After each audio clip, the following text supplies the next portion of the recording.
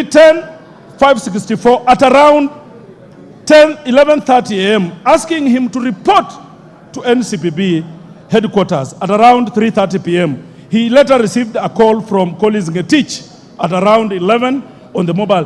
Mr. Speaker, what comes out is that a minister who has committed a crime, but a minister who is hell-bent to try and involve other people who are not part of this system. And that is why we are saying the Minister for Agriculture is not fit, Honorable Speaker. A crime in our constitution, I will move on, Honorable Speaker, that in paragraph 3 of the letter, Mr. Ahmed Nasir suggests that the Director of Criminal Investigations assesses individual responsibility in light of an overall evaluation of complicity, the conduct and involvement of Franklin Mithika Linturi, the Cabinet Secretary, Minister of Agriculture, Livestock, and Joseph Kimote, the Managing Director, National Cereals and Produce Board. Honorable Speaker. Honorable Wamboka, you have about 2 minutes to go. I will exercise my discretion and give you an additional 5 minutes. Honorable Speaker, it is very clear, and I want members to read now that I do not have the time. It is very clear that the minister committed crime. It is very clear that the minister planned and there was an intention for Honorable Franklin Mithika Linturi to commit a crime. Honorable Speaker, he went ahead and tried to cover up this crime. In law, there is nowhere that the minister has any mandate to go and close a factory.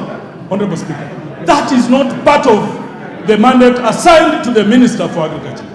We can see a rogue minister going to Kel's industry, Honorable Speaker, trying to close down the factory.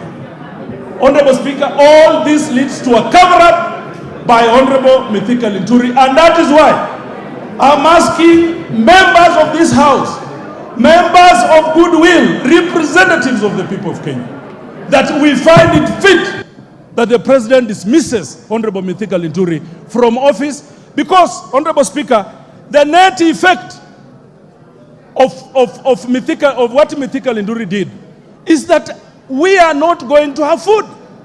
We support good intentions by His Excellency President William Ruto to ensure that Kenya is safe in terms of food, to ensure that Kenya has food that we can even export to our sister countries, Honorable Speaker.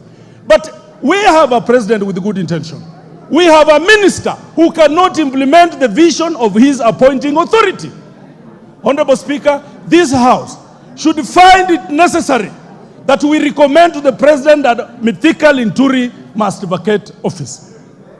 Honorable Speaker, Honorable Mithika Linturi has so many cases, some of them active, as I have indicated and proved, and as I have tabled in the annexures here, Honorable Speaker, that the minister has no time to concentrate on his work, Honorable Minister, Honorable Speaker.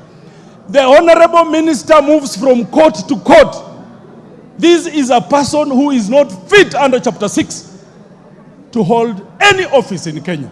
Even a junior office of a messenger in this republic, Honorable Speaker. I want to plead with my colleagues. I want us to regain the integrity of this House, honorable members. I want this House to go back to those days when Parliament was Parliament, when Parliament was for the people, by the people.